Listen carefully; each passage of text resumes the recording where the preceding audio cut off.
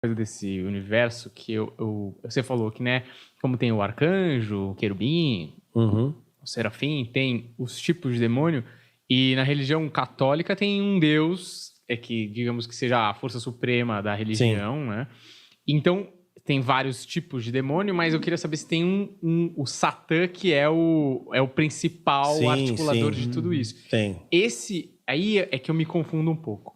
Esse cara que é o grande articulador do satanismo é o Lúcifer que caiu, ou esse cara já existia há muito tempo antes? Como que é, vamos dizer assim, o mito, tem o mito de criação da igreja, né, de Deus, sei lá, como que é essa origem, vamos dizer assim? Entendi. Sabe? Excelente. Sim, entendi. Desde quando ele está operando. É, né? como que isso surgiu? Entendi. O nome dele já foi dito pela literatura judaica como Samael, né? Mas não tem nada a ver. É Lúcifer mesmo, que fala em Isaías, é o portador de luz. Então, Lúcifer é um nome, ele vai estar em Ezequiel capítulo 28, que diz que ele era o querubim ungido. Isso mostra a patente dele, querubim. Ungido, então ungido ele era separado para alguma coisa, santificado para alguma coisa, né? E diz que era perfeito nos seus caminhos, né? Que era uma pessoa, que era um anjo do bem. Só que você só pode invejar quem você está perto. Ele estava muito perto de Deus, ele teve inveja de Deus, quis ser como Deus. Como diz a palavra, ele quis subir acima das mais altas nuvens e ser semelhante ao Altíssimo. Então ele quis ser Deus.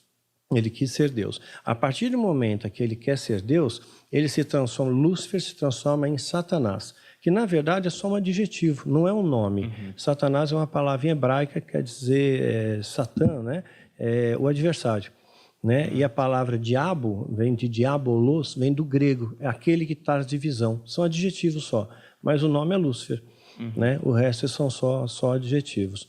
Né? E ele sim é o majoritário. Agora, o poder de persuasão dele é inacreditável.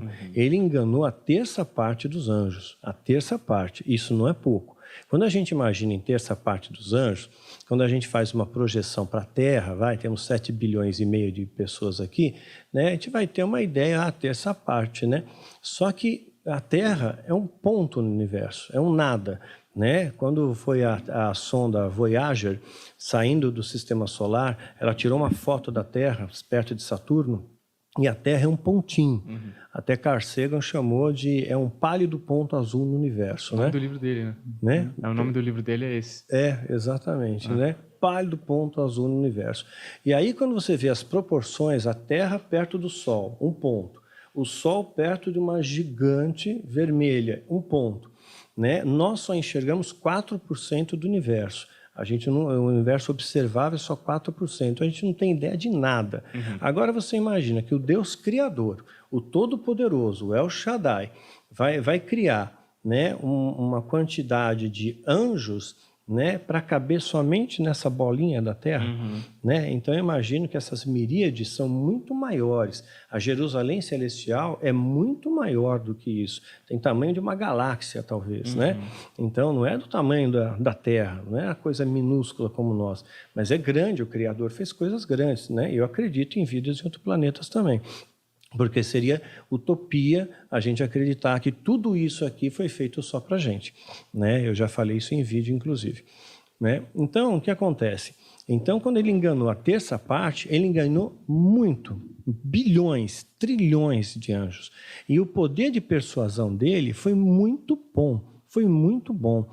Né? O que ele falou para esses caras, para que ele falou para esses demônios, né, para esses anjos, né, que conseguiram enganá-los? Tem um livro, Paraíso Perdido, do John Milton, ele dá algumas pistas, ele sugere algumas ideias. Né?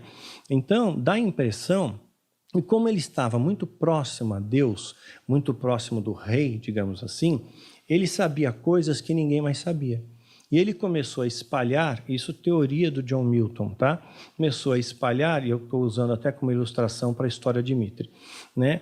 Ele começou a espalhar informações e que Deus não era tão bom, que Deus castigava, que Deus machucava, né? que Deus ele era altivo, que ele era prepotente, que ele era soberbo. E isso começou a espalhar, até que ele conseguiu arrastar a terça parte. Né? E houve peleja nos céus para arrastar eles. Se houve peleja nos céus, significa que há dano. Porque se os dois são imortais, eles vão brigar até a eternidade. Né? Mas houve peleja e eles foram expulsos. Se eles foram expulsos, houve uma força de guerra maior que colocou eles expulsos. Que nem Daniel, quando está orando lá, pedindo para o anjo falar com ele, demora 21 dias. Né? E ele, o anjo, quando vem, fala, olha, eu escutei o que você falou, mas eu fiquei preso porque o príncipe da Pérsia ficou me retendo. Ou seja, se houve retenção, houve dano. Houve combate, porque senão eles estariam brigando para toda a posteridade. Então existe dano nessas batalhas, existe dano nesses confrontos, né? Por isso que a árvore da vida diz que traz cura para as nações, né? Então as folhas da árvore da vida traz cura. Então eu entendo que essas folhas trazem cura para feridas e combate, quer seja dos anjos, quer sejam de pessoas que chegam machucadas no céu, né? Alguma coisa assim. Mas ele consegue sim, trouxe toda essa galera para cá, houve peleja real, né? Mas ele só consegue aparecer dentro do contexto ritual. Fora do contexto ritual não pode. Os anjos já conseguem, você tinha falado que eles Anjo, já conseguem. sim. Você já teve contato com algum anjo? Tive, pontual, você vem convertido há 22 anos, né? E mais, né? 23 anos. E eu tive, sim, contato com alguns anjos. Casos muito pontuais, né? Tive 8 vezes, mas muito pontuais.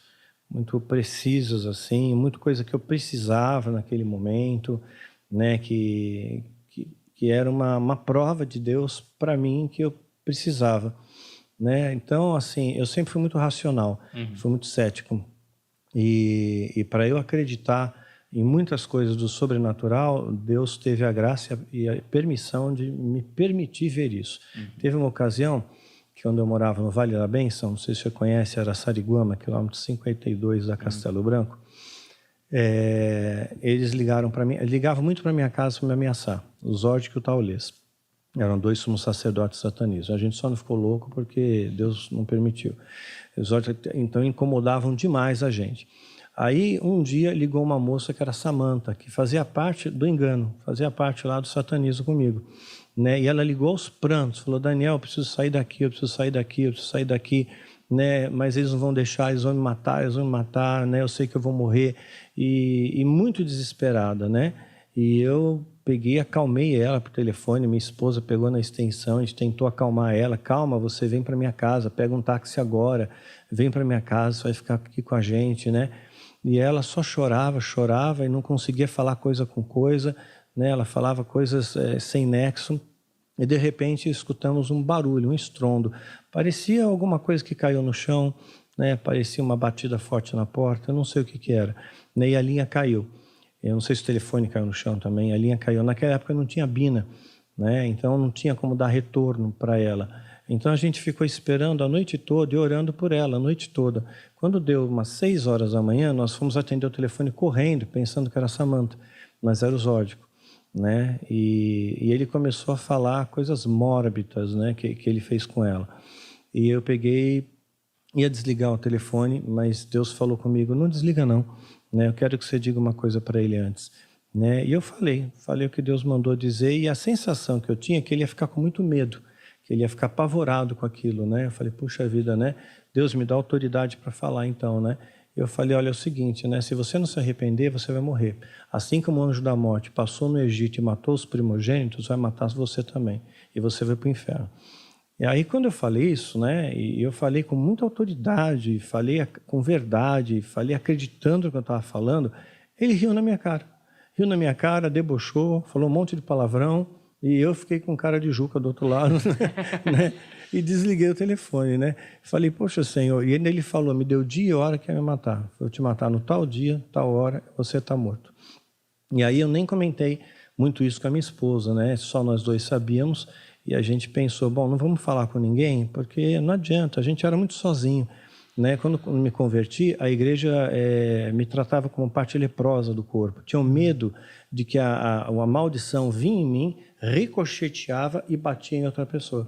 Né? Tanto é que o meu pastor, ele era candidato à presidência da República. Fizeram um ato profético lá em... onde foi? Porto Seguro? Em Porto Seguro. 500 anos do descobrimento do Brasil, ungiram ele apóstolo e ele ia ser o candidato a presidente do Brasil. E ele falou para mim, não fala que você é da minha igreja. E se você falar que você é da minha igreja, vai prejudicar a minha candidatura. Como um ex-satanista faz parte da minha igreja, né? Então aquilo doeu muito no meu coração, né? Eu falei, puxa vida, caramba, né? E depois, né, quando ele não ganhou, obviamente, né? Depois ele tentou deputado federal e falou a mesma coisa para mim, não fala que você é da minha igreja.